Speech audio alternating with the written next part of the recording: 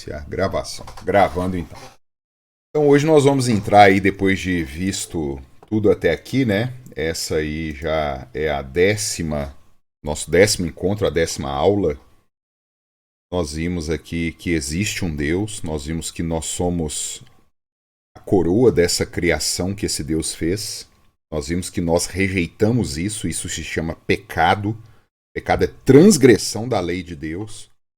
E é sempre bom a gente frisar, pessoal, que muitas vezes a gente pensa, né? Mas Deus fez um monte de leis para obedecer, como se o Deus fosse um ser caprichoso, né? Fosse um ser despótico. Nós temos que entender o seguinte: as leis que o Senhor estabeleceu, os seus decretos, elas estão no seguinte nível. Se eu virar para vocês aqui e falar que eu tenho a opção de não respirar, vocês vão rir da minha cara. Eu falei, cara, você não tem como não respirar. Você foi criado para respirar. E esse é um decreto natural que Deus fez e que não tem como ir contra ele. E as leis espirituais, o que nós somos, para o que nós fomos feitos, está no mesmo nível, pessoal. Então não é uma opção que eu tenho em não obedecer a Deus ou obedecer a Deus. Quando eu não obedeço, eu trago desgraça para a minha vida, porque eu não fui feito para a desobediência.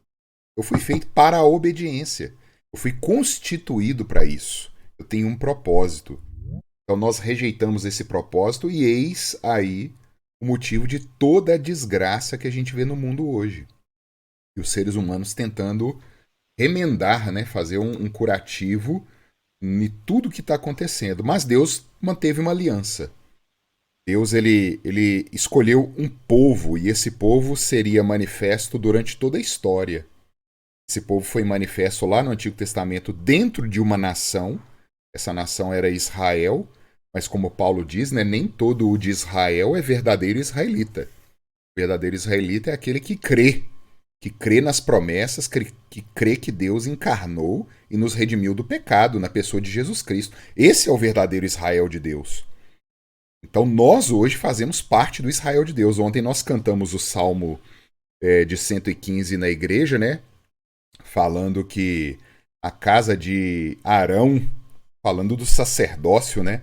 E eu fiz questão de frisar ali, falei, gente, quando nós cantamos aqui Israel, casa de Arão, sacerdotes, o apóstolo Pedro diz que nós somos o verdadeiro sacerdócio de Arão. Ele fala, vós sois raça eleita, sacerdócio real, nação santa, povo de propriedade exclusiva de Deus. Então, essas realidades terrenas, materiais, que Deus demonstrou aqui nessa terra, eram para apontar coisas espirituais. Existe algo além. Então a igreja evangélica hoje ela peca muito por se apegar muito à realidade material e achar, por exemplo, que Israel é um povo ainda que tem um privilégio diante de Deus. E não tem. No dia que Israel, representada ali pelos seus líderes, né, pelos fariseus, pelos governantes, disse diante de Pôncio Pilatos que era para o sangue de Jesus cair na cabeça deles e da dos filhos deles, eles chamaram uma maldição para eles até o fim dos tempos. Esse povo existe na terra para eles não terem sossego. Por isso que eles não foram exterminados até hoje. Eles vão viver até o último dia para perecer essa maldição. E mesmo assim, existem eleitos de Deus dentro do povo de Israel. Todo aquele que confessar o nome de Cristo. Igual em qualquer lugar do mundo. Vocês conseguem perceber, então, que, como Paulo diz, né, não há um justo, nenhum sequer, todos estão destituídos da glória de Deus. Tanto judeus quanto israelitas, ou quanto os gentios. E todos precisam manifestar a fé. A plenitude dos tempos, a nova aliança nos foi dada para isso, para mostrar isso. Existe um mediador. E os benefícios que esse mediador nos traz não é dinheiro, não é carro novo, não é o filho longe da droga, não é mansão, não é o que a gente vê hoje também sendo pregado aí, né? Cura da doença, não é isso. O que esse mediador nos proporciona hoje é a paz com Deus. O ser humano está em guerra contra Deus e agora nós temos paz por meio de Cristo Jesus, nosso Senhor. Romanos capítulo 5. E aí nós vimos que aquele que verdadeiramente é renascido pelo Espírito Santo, ele vai buscar as aves da mesma plumagem, né? Tem aquele ditado, né? Aves de mesma plumagem voam juntas. que é chamada igreja. Você vai congregar, foi a última aula que nós tivemos. Ali você vai chorar, você vai rir, você vai se chatear, você vai se alegrar. É ali que você é moldado à imagem e semelhança de Cristo. Não existe crente fora de igreja. Existe um movimento aí chamado dos desigrejados que diz que você pode viver um cristianismo diante de uma televisão, diante de um celular. Não existe. Porque o próprio Senhor Jesus disse que é necessário a exortação, a admoestação, o convívio juntos. Por mais chato que isso seja, e é de verdade, viu? Porque nós temos seres humanos doentes dentro da igreja e que estão sendo tratados, e você é um desses que precisam de tratamento, igual a mim, igual qualquer um, que foi regenerado pelo Espírito Santo. Se existe um aqui que pensa que a igreja é desnecessário, não entendeu ainda que a igreja é a noiva de Cristo e não se converteu dos seus pecados ainda. Cristo, nós vimos, né? A glória de Cristo é manifestada na igreja, em lugar mais nenhum. É só ali. E hoje nós vamos entrar dentro desses dois grandiosos símbolos, né, que nos foram deixados, que é o batismo e a Santa Ceia. Vou mudar o slide aqui. O que é um sacramento, pessoal? Nós vamos ver hoje a definição dessa palavra, né? Sacramento. São sinais, quer dizer, são símbolos, algo visível, né? Algo que a gente pode compreender com os nossos sentidos. Audição, visão, olfato, tato, paladar. Nós podemos discernir esses sinais exteriores, né? São sinais externos, sinais exteriores. De quê? De uma graça interior. Então ele simboliza algo que precisa ter ocorrido dentro de nós. Aí a gente já fala assim, então uma pessoa pode fingir ir lá na igreja batizar? Pode. Ela vai estar trazendo uma maldição para a vida dela, brincar com um símbolo que o próprio Jesus Cristo instituiu. E é o que mais a gente vê. Uma pessoa que sobe, confessa Jesus como Senhor, começa a participar da ceia, é batizada, e ela nunca foi. Como o apóstolo João diz, né, estavam no nosso meio, mas não eram dos nossos. Por algum interesse, né, como eu disse aqui, porque eu quero ser rico, eu vou entrar para a igreja. Eu escutei aí na televisão, no canal XYZ aí, que se eu dou 10, Deus me dá 1000.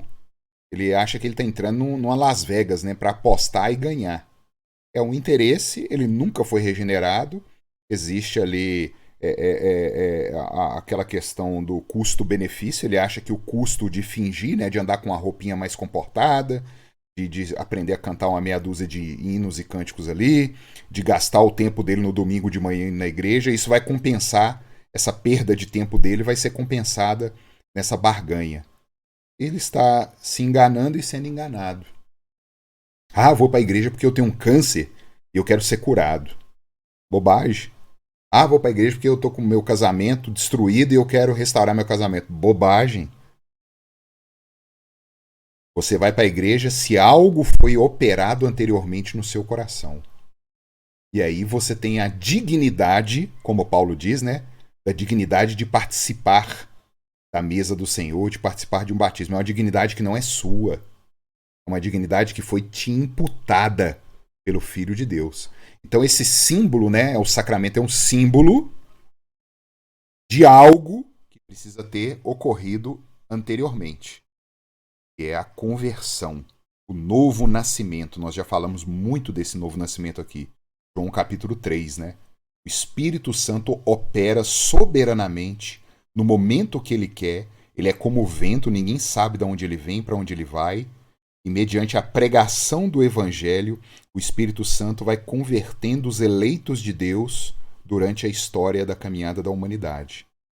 Então esses símbolos, nós vamos ver aqui mais para frente aí no final, né, que são 2 na Nova Aliança e eram mais símbolos no Antigo Testamento, né, eles simbolizam isso. O novo nascimento, o lavar regenerador do ser humano e a participação desse novo ser no corpo de Cristo. Você se torna um com Jesus Cristo. Então nós vamos ver que no Antigo Testamento existiam alguns símbolos que apontavam para essas verdades da lavagem, né, da regeneração e do participar do corpo de Cristo. E no Novo Testamento existem outros símbolos que apontam para a mesma verdade. O lavar regenerador, o novo nascimento e o participar do corpo de Cristo. Então percebam, os símbolos foram sendo trocados durante a história, mas a verdade para a qual esse símbolo aponta é a mesma. Tranquilo até aí, gente? Você tem que ficar muito bem aprendido para sacramento não virar um ídolo, hein? Nós temos que tomar cuidado. Porque esse segundo ponto que está na tela aí, olha, os sacramentos, eles não valem nada em si mesmos. Tem gente, por exemplo, que toma lá da ceia na igreja e guarda o copinho na bolsa para encher ele de água durante a semana e beber. Não vale nada. O sacramento ele só é operado dentro da igreja, no momento do culto, onde foi realizado ali orações, cânticos, confissão de pecado, há toda uma liturgia acontecendo ali que foi ordenada por Deus, e no meio do povo de Deus ocorre o efeito esperado daquilo ali. A promessa de Deus se cumpre ali. Então esquece esse negócio de guardar pedacinho do pão ali da ceia para comer depois, levar o copo para casa, achar que pode fazer sozinho em casa. Vou pegar um pedaço de pão aqui, um copo de suco aqui e vou celebrar a ceia sozinho. Esquece, isso é idolatria. Mais conhecido tecnicamente, né, como artolatria. É a adoração dos elementos dos sacramentos, né? Não funciona. Eles não têm valor em si mesmos. Vamos fazer uma comparação aqui, queridos. Nós estamos viajando para a praia. Nós estamos indo lá para Cabo Frio. Aí você pega seu carro aí. No trajeto, você tem placas para poder te auxiliar. Aí você vai ter lá na BR, né? Cabo Frio, 500 quilômetros. Cabo Frio, 400 quilômetros. Você tem um sinal, é um símbolo te apontando para onde você quer chegar. Assim são os elementos dos sacramentos. A água do batismo aponta para o novo nascimento. O pão e o fruto da videira, né, seja vinho alcoólico ou seja o suco, para quem não pode com álcool, aponta pro corpo e o sangue de Jesus Cristo. São símbolos, são placas que estão apontando. Aí você está na BR ali. Cabo Frio, 300 quilômetros. Cabo Frio, 200 quilômetros. Imagina o seguinte. Nesse momento que você viu essa placa de 200 quilômetros, você vai para o carro, desce do carro e fica parado diante da placa. Aí, alguém do carro que está com você desce. O que você está fazendo parado aí, ô fulano? Não, eu estou aqui contemplando Cabo Frio. Não, mas Cabo Frio ainda não chegou não. Tá a 200 quilômetros daqui. Isso aí é só um sinal. Não, mas... Vocês conseguiram entender aonde eu quero chegar? O pão, a água do batismo, o fruto da videira, eles não têm valor em si. Eles são sinais. Nós precisamos continuar na caminhada. Mas sem eles, nós não temos condição de saber para onde nós estamos indo, igual sem as placas. Apesar da placa não ser Cabo Frio, sem ela eu vou ficar perdido. E assim são os símbolos do sacramento. Sem eles, nós vamos ficar perdidos. Jesus Cristo nos deixou isso aqui para que de fato e de verdade a gente pudesse usufruir do poder místico que ele tem com a igreja dele agora. Esses sacramentos, eles são operados nos eleitos pela fé. Só o povo de Deus tira proveito. E é necessário fé. Eu preciso crer. Quando eu estou sendo batizado, ali realmente está simbolizando aquilo que aconteceu no meu coração. Preciso crer. Quando eu como do corpo de Cristo, eu estou até trocando, né? Eu faço aqui muitas vezes essa intercambialidade, né, entre o pão e o corpo de Cristo, porque são o símbolo com a realidade, né? Quando eu pego do pão, eu tenho que crer que aquilo ali é o pão que foi moído, o corpo de Cristo foi moído por causa dos meus pecados. E eu me torno participante quando eu como daquele símbolo. Quando eu bebo do fruto da videira, do vinho, eu estou tomando do sangue que foi derramado, o sangue que dá vida. Vocês já perceberam que no Antigo Testamento é proibido se comer o sangue do sacrifício? O Antigo Testamento fala assim, não coma do sangue, porque no sangue há vida. E o que nos é ordenado agora no Novo Testamento? Tome do sangue do verdadeiro Cordeiro. Olha que coisa espetacular, né? Porque o sangue daqueles sacrifícios que eram feitos, eles não tinham como salvar ninguém do pecado. Ele só apontava para a realidade que era Jesus Cristo, agora simbolizada pelo fruto da videira. Mudou-se o símbolo, mas a realidade, que é o sangue de Cristo, continua a mesma. Prestem atenção nisso, tá? Isso vai ser fundamental para a gente entender por que no Antigo Testamento era de um jeito e no Novo Testamento é de outro jeito. Muda-se o símbolo, mas a verdade para a qual ele aponta continua intacta. Tranquilo? Vamos prosseguir? Esses sacramentos são vinculados estritamente ao que simbolizam. É o que eu acabei de falar aqui agora. Eu falei, ao corpo de Cristo, pão, a gente até troca. E tem um vínculo estrito aí. Quando nós estamos no culto, quando nós ali em congregação, como igreja, pedimos a Deus que nos abençoe, quando nós estendemos a mão para tomar do fruto da videira, para comer do pão, quando nós oramos pelo batismo de uma pessoa, esse símbolo, ele é a própria realidade sendo operada pela fé. Vocês lembram lá no tabernáculo de Moisés, o que tinha dentro do Santíssimo Lugar? Quem abre o áudio aí me fala. Dentro do Santo dos Santos, o que tinha? Hoje eu vou dar bomba pra vocês, hein? Você tá falando da lei? Isso, tinha a lei lá, mas ela estava dentro da onde? Da Da arca. arca. Exato, a Paula respondeu aí no chat também, a arca. A arca da aliança era um símbolo de quê? Da presença de Deus no meio do povo. O que aconteceu quando Nadab e Abiú, os filhos de Arão, o primeiro sumo sacerdote, foi oferecer um sacrifício que Deus não requereu? O que aconteceu com eles?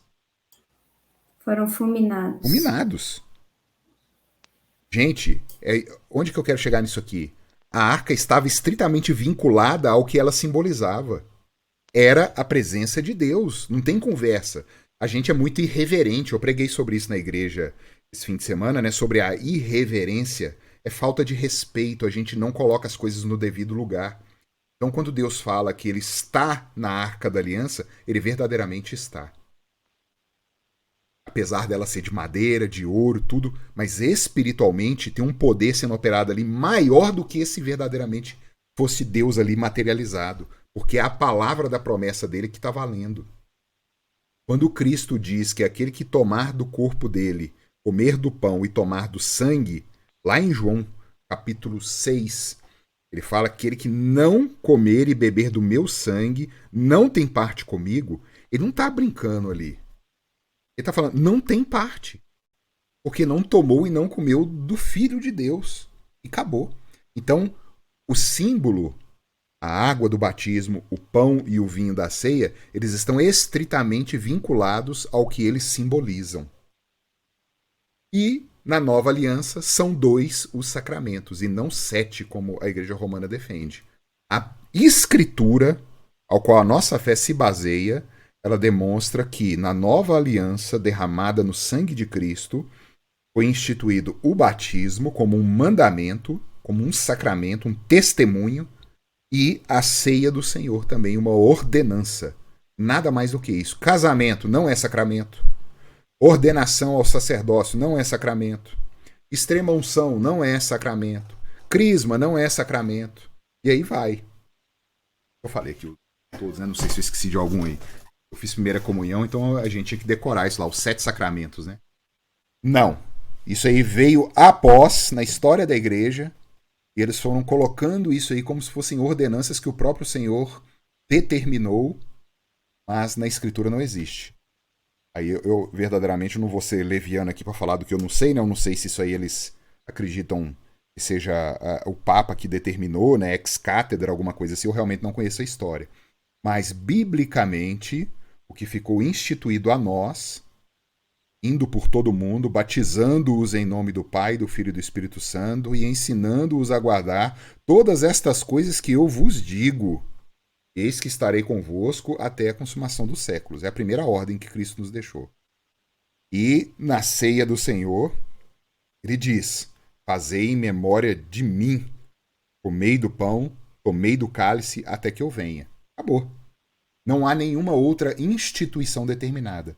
São 2 os sacramentos na nova aliança. Vamos prosseguir, gente. E na antiga aliança? Essa realidade, né, E precisa haver alguém puro, alguém imaculado, precisa haver alguém limpo para que morra no lugar daquele que é imundo. Quem é imundo, querido? Nós. Abacuque chega a afirmar ao profeta que os olhos de Deus são tão puros que ele não pode contemplar uma faísca de pecado. E é só você olhar para o seu coração e ver o que tem aí dentro. Eu gosto disso, né? As pessoas muitas vezes quando confrontadas, né, com algum erro que ela está cometendo, alguma coisa assim, ela vira e fala assim, mas Deus conhece meu coração. Ô, meu querido, mas esse é o problema. Você não entendeu ainda, não? Ou você está fingindo de idiota, né? Porque dá vontade de me perguntar isso. O que você tem dentro desse seu coração? Avareza, pornografia, assassinato, lascívia, luxúria, fraude, tudo de ruim. O próprio Cristo falou isso, porque é daí que procedem os maus desígnios do homem. Então nós precisamos de um para morrer no nosso lugar. E isso na antiga aliança, como que foi simbolizado? Por meio da Páscoa. Olha que interessante. Havia ali um cordeiro de 1 ano, sem defeito, e ele era sacrificado. Ele era degolado e era sacrificado. Nós tínhamos também a circuncisão. A circuncisão simbolizando a retirada da sujeira do corpo, como Pedro diz. Tanto que Pedro fala que aquela circuncisão, né, que apontava para uma limpeza espiritual, que foi substituída pelo batismo, junto com as lavagens, né? As lavagens e a circuncisão, elas foram simbolizadas na nova aliança pelo batismo, pelo agente universal de limpeza que é a água. Pedro fala na carta dele que o extirpar do prepúcio da carne não resolve. Tem que ter uma circuncisão do coração. E Pedro faz a voz de Moisés lá em Deuteronômio capítulo 30 e no capítulo 10, Moisés também já entendia isso lá. Moisés vira e fala, vocês estão circuncidando as crianças, mas Deus quer que vocês circuncidem o coração. Vocês tirem a sujeira do coração. E aí essa realidade agora na nova aliança, nós não precisamos mais circuncidar, graças a Deus, né? Agora na nova aliança é simbolizado pela água, a água do batismo. As lavagens, como tem aí depois da circuncisão, né? O sacerdote, olha que interessante, queridos, vamos entender isso aqui. Quando o sacerdote, o povo da tribo de Levi, a única das 12 tribos que podia entrar dentro do tabernáculo, dentro do lugar santo, e o sumo sacerdote poderia entrar somente ele no santíssimo lugar, que era o lugar mais interior do tabernáculo. Esse sacerdote, antes dele entrar, ele tinha que aspergir água sobre si mesmo, ele tinha que se purificar. Ele aspergia água. Quando alguns ritos exigiam a aspersão do sangue do sacrifício. E aí ele estaria purificado para adentrar dentro do santo lugar. Mais uma vez eu recorro ao apóstolo Pedro na carta dele. Pedro diz, vós sois nação santa, sacerdócio. Nós somos os sacerdotes hoje. E aquele que foi regenerado pelo Espírito Santo hoje, o que ele faz para entrar na presença de Deus? Na igreja, que é o corpo de Cristo. Ele passa pelo batismo. E a lavagem, que é a circuncisão do coração. Vocês veem como tudo é perfeito. A gente não precisa ficar inventando moda. A gente não precisa ficar tentando mexer naquilo que Jesus Cristo deixou para nós. Também nós tínhamos símbolos de jejum, que simbolizavam arrependimento, né? Fazia parte dessa questão também do arrependimento. Nós tínhamos sábados, que eram os descansos, né? Essa palavra Shabat, em hebraico significa descanso. Infelizmente coincide com a nossa língua, né? No dia de sábado, muitas pessoas não compreendem isso, né? Mas se a Bíblia manda guardar o sábado, por que a gente vai na igreja domingo? Porque essa palavra sábado, infelizmente, significa a mesma coisa para nós. Eu costumo dar o exemplo aqui, né? De eu falar com alguém assim, vá lá na cozinha e pega uma manga lá para eu chupar. Você não vai chegar com uma manga de camisa e fazer assim, chupando a manga da camisa. Você vai entender perfeitamente que eu te pedi uma fruta. Eu não te pedi uma parte do vestuário. Mas o sábado na escritura, que veio da palavra Shabat, que significa repouso, descanso, tem o mesmo nome do nosso dia da semana. Por isso que existem os adventistas aí, né, do sétimo dia, guardando o sétimo dia, que é o sábado, especialmente aqui no Brasil. E pior ainda, né, que o dia chama sábado, que a escritura, além de falar do sétimo dia, que é o final de toda a realização de Deus, para que as primícias sejam anunciadas diante dele. Nós vemos a ressurreição de Cristo no primeiro dia, e nós vamos entrar em mais detalhes nisso, não vou entrar nisso agora, tá? Nós vamos entrar em detalhes no dia do descanso, né? Por que o domingo e não o sábado? Mas deixa lá para frente, nós vamos ver isso. Esses dias santos, semanas, até anos, existem anos sabáticos, a terra precisava de um descanso, e isso era um símbolo no Antigo Testamento. De 7 em 7 anos, a terra precisa parar um ano inteiro. Vocês não podem plantar, não podem lavrar, não podem colher da terra, deixa ela parada.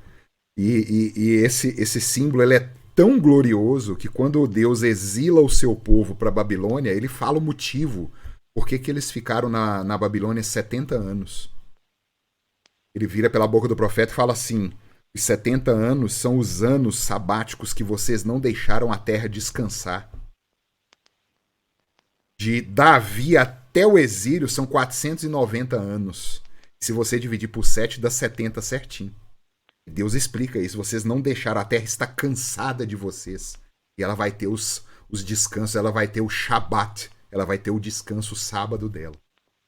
Esses são os símbolos do Antigo Testamento. Vamos prosseguir, queridos? Até aqui tudo bem? Bora. Sacramentos na Nova Aliança. A gente já deu uma introdução bem longa aí, né? Na Nova Aliança, todos aqueles símbolos da Antiga Aliança agora são resumidos.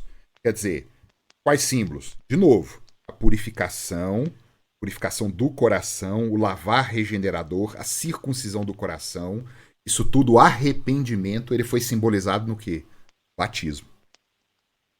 A vítima inocente que tem que tomar o lugar do culpado e precisa ser morta para que toda a justiça e toda a lei seja cumprida e a verdade seja estabelecida. Aqueles sacrifícios de touros, de ovelhas, de cabritos, pombos, tudo aquilo se resumiu no quê? O sacrifício perfeito do próprio Deus encarnado. E hoje nós temos a ceia. Simbolizam a limpeza do criminoso e a vítima que o substitui. Agora vamos deixar da teoria e vamos para a Bíblia. Por favor, abram aí suas Bíblias, quem puder acompanhar comigo aí. O batismo, queridos, vamos começar por ele. Simboliza, marca e sela a nossa união com Cristo e o pertencimento ao povo eleito de Deus. Então o batismo é um símbolo da aliança feita com os eleitos. Aí, isso é um vespeiro, né? Porque, infelizmente, durante toda a história da igreja, as crianças faziam parte da aliança. As crianças participam da aliança. A partir ali do século 17, 18, nasceram os anabatistas e eles falavam que o batismo ele só pode ser feito mediante a fé. Só que nós vamos ler textos aqui que vão mostrar que a aliança de Deus, a aliança não é um sinal da fé. O batismo não é um sinal da fé. O batismo é um sinal da aliança que Deus fez com o povo. E esse erro eles colocam e não batizam seus infantes. Isso é um perigo. Isso é um perigo porque a criança ela faz parte da aliança. Quando ela chegar à idade da razão, ela não vai escolher entrar para a aliança, ela já faz parte. Quando ela chegar na idade da razão, ela vai escolher sair da aliança. Por isso que muitos quebram a aliança e vão embora, porque não são parte da igreja. Volto a repetir as palavras de João aqui, né? Estavam no nosso meio, mas não eram dos nossos. Então vamos pegar aí, quem abre para mim Gênesis 17, de 7 a 11. A marca na antiga aliança do batismo continha elementos temporais e culturais. Ali Deus começa a revelar o que era necessário acontecer no coração do homem. Gênesis 17, de 7 a 11. Quem lê para nós?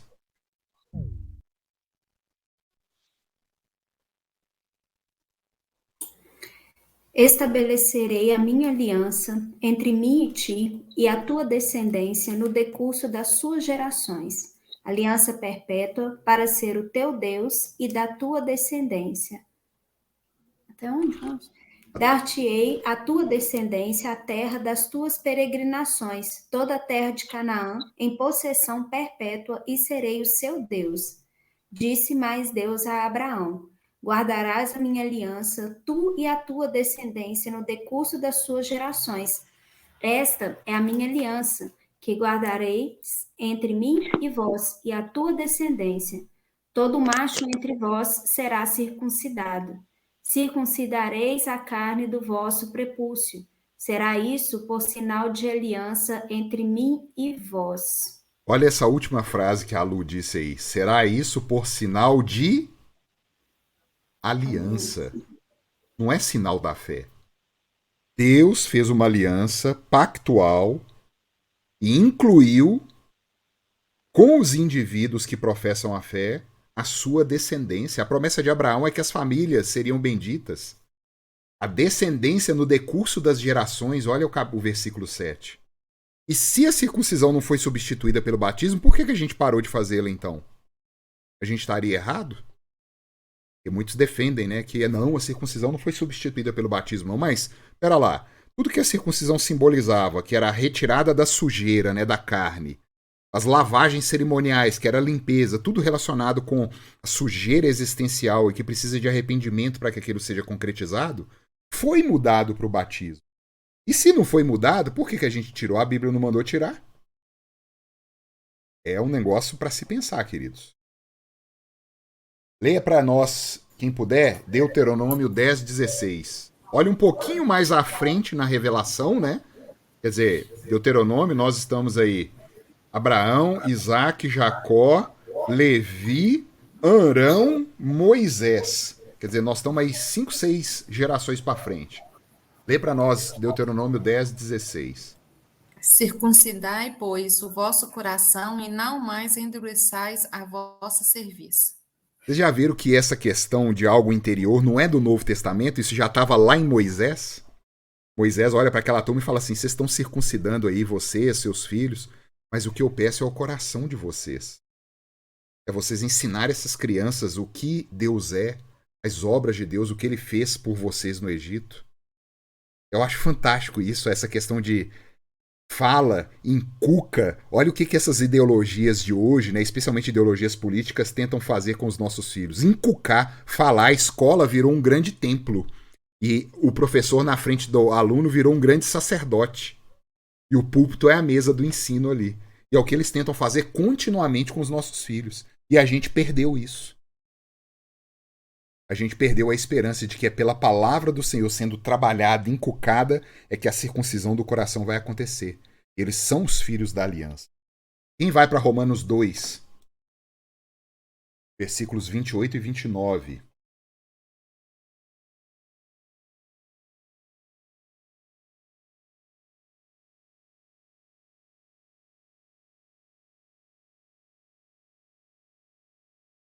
Gente, cadê vocês?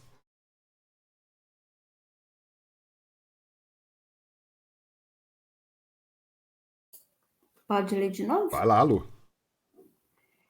Porque não é judeu quem o é apenas exteriormente, nem é circuncisão a que é somente na carne. Porém, judeu é aquele que o é interiormente, e circuncisão a que é do coração, no espírito, não segundo a letra, e cujo valor não procede dos homens, mas de Deus. Olha que fantástico que Paulo registra para nós. Precisa ser mais claro. Eu acho que a gente fazer comentário nisso, a gente até atrapalha o texto, né, de tão claro que é. Era feito todo um processo onde se cortava o prepúcio do homem, né? Simbolizando ali que haveria de ter uma pureza. Cortava também os seus filhos, os infantes, os de 8 dias, os comprados. Quando fala os comprados, já aponta para os gentios. Já mostra que não é pelo sangue como os judeus pensavam. Lá em Moisés, aquele que vinha de fora, o estrangeiro, poderia fazer parte da aliança.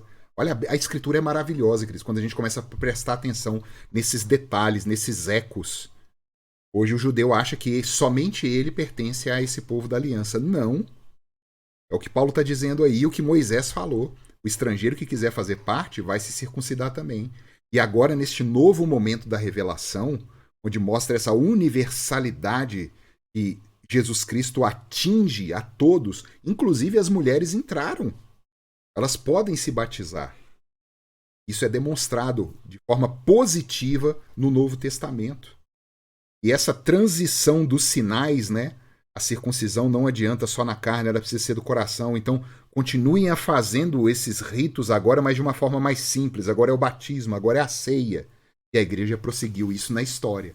E séculos depois começou-se a se questionar por que os infantes deveriam fazer parte dessa aliança. A marca da nova aliança, voltei para o slide, é plena e universal. Voltemos ao livro dos Números. Números 19, 13. Quem lê para nós?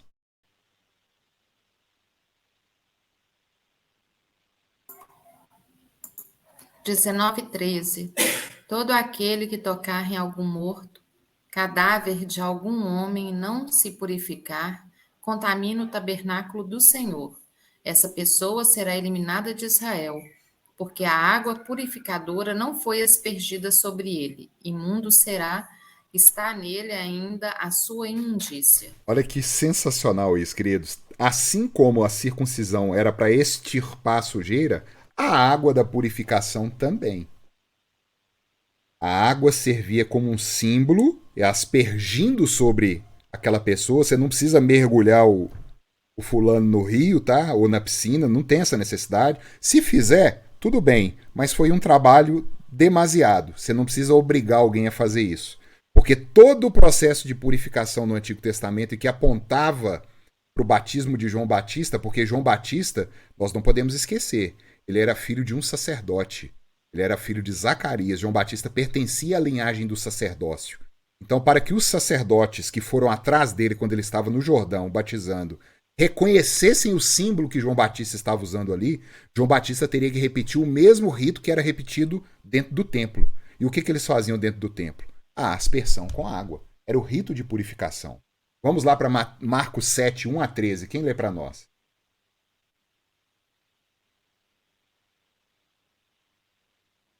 Marcos 7, 1 a 13.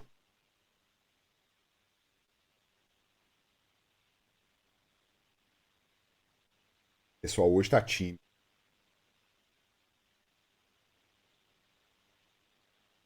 Gente, vocês não comem meu tempo não, hein? Nós vamos revezando aqui, eu e a Mirka. Então tá. É Marcos 7, 1 a 13. Isso. Ora, reuniram-se a Jesus os fariseus e alguns escribas vindos de Jerusalém. E vendo que alguns dos discípulos dele comiam pão com as mãos impuras, isto é, por lavar, pois os fariseus e todos os judeus, observando a tradição dos anciãos, não comem sem lavar cuidadosamente as mãos, quando voltam da praça, não comem sem se aspergirem, e há muitas outras coisas que receberam para observar, como a lavagem de copos, jarros e vasos de metal e camas. Interpelaram-no os fariseus e os escribas. Por que não andam os teus discípulos de conformidade com a tradição dos anciãos, mas comem com as mãos por lavar? Respondeu-lhes: Bem profetizou Isaías a respeito de vós, hipócritas, como está escrito: Este povo honra-me com os lábios, mas o seu coração está longe de mim. E em vão me adoram, ensinando doutrinas que são preceitos de homens. Negligenciando o mandamento de Deus, guardais a tradição dos homens. E disse-lhes ainda: Jeitosamente rejeiteis o preceito de Deus para guardardes a vossa própria tradição. Pois Moisés disse: Honra teu pai e tua mãe. E quem maldisser a seu pai ou a sua mãe, seja punido de morte. Vós, porém, dizeis: Se um homem disser a seu pai ou a sua mãe: Aquilo que poderia aproveitar de mim é corbã, isto é oferta para o Senhor, então o dispensais de fazer qualquer coisa em favor de seu pai ou de sua mãe. Acho que eu passei, né? Não, é até o 13, o último agora. Invalidando a palavra de Deus pela vossa própria tradição, que vós mesmos transmitistes, e fazem muitas outras coisas semelhantes. Obrigado, Lu. Menção de moda, resumindo, né? Luana, presta atenção, olha isso. Jesus Cristo vira e fala assim: o assunto nosso aqui agora é a purificação com a água, a aspersão. Era assim que era feita a limpeza desde a época de Moisés, quando foi instituído. E era assim que até Jesus Cristo todos reconheciam a aspersão. E foi assim durante a patrística, foi assim durante a Idade Média. Chegou o momento da Reforma Protestante, começou-se a desviar o ensino, tirando as crianças da aliança, que até então estavam, e dizendo que era necessário mergulhar a pessoa em água, que a aspersão não funcionava. Vocês perceberam que Jesus fala assim: vocês vão tirando a verdade de Deus e vai colocando a vossa tradição, aquilo que vocês vão ensinando, aquilo que jeitosamente vocês vão colocando no lugar do preceito de Deus? Por que isso? Por que essa resistência com a palavra? É essa pergunta que eu quero deixar aqui no ar. Por que, se é ordenado que as crianças façam parte do batismo, e lembrando aqui que nós não defendemos a doutrina romana, né, porque a doutrina romana diz que o batismo ele infunde a graça da salvação. Isso está errado. Ninguém é salvo porque é batizado. As pessoas são salvas porque creem. Mas o batismo é um rito que confirma a aliança de Deus e não a fé, como a gente leu lá em Gênesis 17. E se todo o ritual de purificação era feito por meio de aspersão, por que hoje se obriga, na maioria das igrejas, a mergulhar o povo numa água? Vai jeitosamente substituindo a palavra de Deus por aquilo que o coração de líderes, de pastores, vai colocando no lugar. Isso é muito perigoso. Ah, mas João Batista batizava no Rio Jordão. E daí? Se João Batista era um levita e ele tinha que fazer o rito que Moisés colocou para que os fariseus daquela época, que a maioria era levita também, pudessem reconhecer e dizer: olha, ele está usando do rito de purificação. Por que ele está batizando esse povo? E por último, a mesma palavra que é usada aqui por aspersão, né, o baptismo, é usada no Antigo Testamento, no Novo Testamento. Baptismo não é somente imersão. Muitas pessoas dizem, falam assim, o batismo no grego só significa imersão. Não, isso é desonesto. Também pode significar imersão, mas significa também efusão e aspersão. Então todo o conteúdo que nós vamos juntando aponta para essa coerência que a Escritura tem. Por isso que nós somos aliancistas. Foi a pregação minha lá no domingo explicando, e não dispensacionalistas. A Escritura continua de Gênesis até Apocalipse em uma unidade. Ela não desmente a ela mesma, porque senão não teríamos coerência. Mais uma vez no slide, queridos. Batismo simboliza o lavar purificador que o Espírito Santo realizou internamente em nós. Olha que interessante isso. É o símbolo exterior de algo que tenha que ter ocorrido interiormente em nós. Quem abre Ezequiel 36, de 17 a 27? 36, 17 a 27, né? Isso. Filho do homem, quando os da casa de Israel habitavam na sua terra, eles a contaminaram com os seus caminhos e as suas ações. Como a imundícia de uma mulher em sua menstruação, tal era o seu caminho perante mim. Derramei, pois, o meu furor sobre eles, por causa do sangue que derramaram sobre a terra e por causa dos seus ídolos com que a contaminaram. Espalhei-os entre as nações e foram derramados pelas terras. Segundo os seus caminhos e segundo os seus feitos, eu os julguei. Em chegando às nações para onde foram, profanaram o meu santo nome, pois deles se dizia: são estes o povo do Senhor, porém tiveram de sair da terra dele.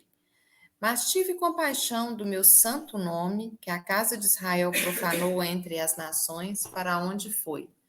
Dize, portanto, à casa de Israel: assim diz o Senhor Deus: não é por amor de vós que eu faço isso, ó casa de Israel, mas pelo meu santo nome que profanastes entre as nações para onde fostes.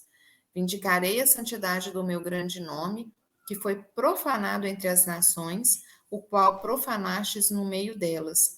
As nações saberão que eu sou o Senhor, diz o Senhor Deus, quando eu vindicar a minha santidade perante elas. Tomar-vos-eis dentre as nações, e vos congregarei de todos os países, e vos trarei para a vossa terra. Então aspergirei a água pura sobre vós, e ficareis purificados de todas as vossas imundícias, e de todos os vossos ídolos vos purificarei. Dar-vos-eis o coração novo, e porei dentro de vós espírito novo.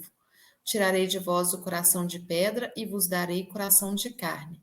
Porei dentro de vós o meu espírito, e farei que andeis nos meus estatutos, guardeis os meus juízos e os observeis. Olha que maravilha o cumprimento disso aí sendo realizado lá em João capítulo 3, quando Jesus Cristo explica o que é isso de tirar coração de pedra e dar coração de carne, que o profeta Ezequiel prometeu. E reparem no versículo 25, então aspergirei água pura sobre vós e ficareis purificados. Quando eu der um coração novo, todo o simbolismo, a representatividade apontando para o batismo e o novo nascimento pelo Espírito Santo. E não é mergulhar o povo, queridos. É aspersão. O Antigo Testamento inteiro confirmando em João 3 e demais textos que a gente vê ali no Novo Testamento a aspersão. Volto a dizer, mas eu fui batizado, eu mergulhei numa piscina e tal. Tem problema? Não tem. Foi usado água? Foi. Acabou. Mas não era necessário. A gente fica criando, jeitosamente trocando o que a Escritura nos pede, colocando outras coisas no lugar. Mais uma no slide. Por meio do batismo, adentramos a comunidade do Israel espiritual, que é o Israel de Deus. Esse Israel de Deus aí, a gente pode ver lá em Gálatas, no finalzinho da carta de Paulo, quando ele agradece, né, àquele povo e diz que a bênção do Senhor estava sobre todos, sobre o Israel de Deus. E a todos quantos andarem de conformidade com esta regra, paz e misericórdia sejam sobre eles e sobre o Israel de Deus. O Israel de Deus são aqueles que creram a mesma fé que Abraão teve.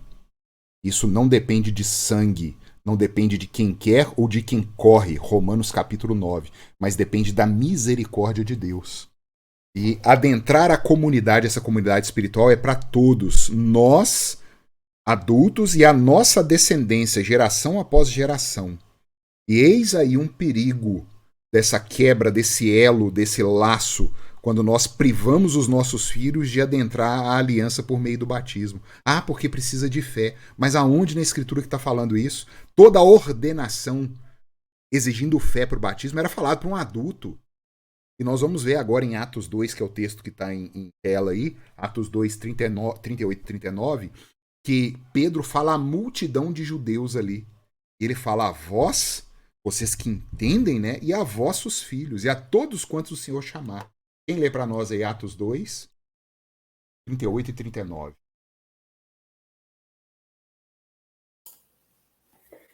Respondeu-lhes Pedro: arrependei-vos e cada um de vós seja batizado em nome de Jesus Cristo para a remissão de vossos pecados, e recebereis o dom do Espírito Santo.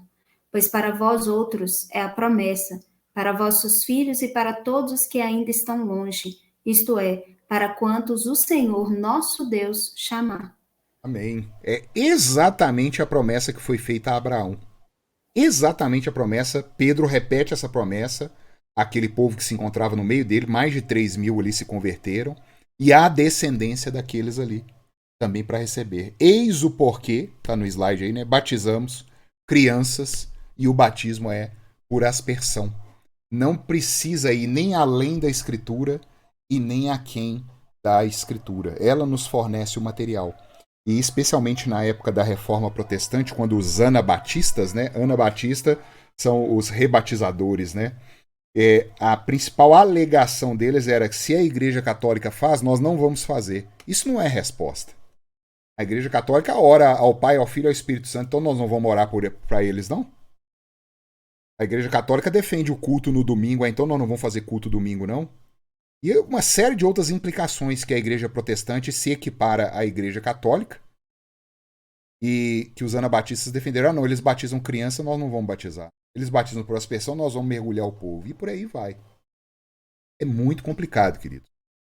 E a gente pode estar medindo uma queda de braço com o Senhor, tirando nossos filhos da aliança, desse guarda-chuva espiritual, algo que Deus nos ordenou. Por quê? Porque meramente a gente ignora a revelação completa da Escritura, de Gênesis a Apocalipse. Nós ficamos tirando textos, né, de fora de contexto e tudo, e nem sabe que um determinado texto no Novo Testamento está explicando um texto do Antigo, um texto no Antigo Testamento está apontando para outro texto no Novo Testamento, e assim a gente vai ficando carente dessas bênçãos que são prometidas. Atenção! Eu estou falando aqui de irmãos na fé, tá? Por favor. Pessoas que estão indo para o céu comigo, com aqueles que creram, mas que deixam de usufruir de benefícios que poderiam estar usufruindo dentro da sua casa, dentro do seu lar, dentro da sua família. Meramente porque deram ouvidos, foram ensinados, né? E não confrontaram aquele ensino com a Escritura. Não esmiuçaram aquilo ali de acordo com a Escritura. Queridos, até aqui alguma dúvida? Pode me mandar também no WhatsApp, não tem problema algum, tá? Eu vou parar aqui, eu sempre acho, eu crio uma expectativa que eu vou dar conta. Pois não, ô Jenny, pode abrir. Ô, Jennifer, pode abrir o seu áudio?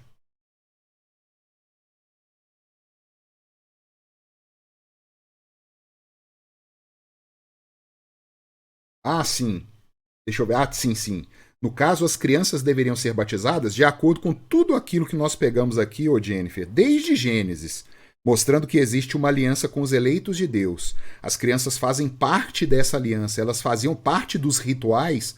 Por que que somente no século XVII elas deixaram de fazer parte? Será que Deus errou durante esses 1700 anos aí de história, depois do nascimento de Cristo? E precisa ter o entendimento verdadeiro, tá? O meu filho faz parte dessa aliança que eu tenho com o Senhor. Assim como Abraão teve essa aliança e a descendência dele fazia parte. Assim como Pedro falou em Atos dos Apóstolos, aí agora a gente leu no capítulo 2. Assim como toda essa parte de purificação e arrependimento mostra que a nossa descendência, a geração que viria após nós, deveria fazer parte. Por quê? Porque o batismo ele é um sinal da aliança. O batismo não é um sinal da fé. Nós vimos essa afirmação lá em Gênesis 17. E geralmente o que os que batizam, né, somente adultos dizem é que o batismo precisa de fé. Mas a Escritura diz que não. O batismo é um sinal de aliança. E obviamente para os que entendem é exigido a fé. Isso é mais do que óbvio, né? É uma inferência, né? Eu não vou entrar porque senão eu vou transformar o batismo num ídolo. O batismo por si só, como nós vimos aqui no início da aula, ele não resolve o problema de ninguém. É necessário eu crer, e eu creio que a minha descendência faz parte daquilo ali. E mais uma vez, tem um pastor que eu gosto muito dele que ele fala: o meu filho, como a Escritura diz, ele faz parte da aliança, por isso ele é batizado. Quando ele chegar à idade da razão, ele vai escolher se ele vai sair dessa aliança. Ele vai escolher se ele sai. Ele não escolhe se ele entra. Tranquilo? Qualquer coisa aí a gente pode conversar depois também, tá? Tranquilo. Pode assim, eu vou deixar ela gravada assim, pra gente ver. E tem aqui uma horinha só, é muito pouco tempo, né? A gente tenta pegar tudo. Tanto que tinha o próximo slide aqui agora, que era sobre a ceia, né? Tem muitos textos, nós vamos deixar pra semana que vem. Nós vamos gastar tempo, né? Investir tempo nesses textos mostrando.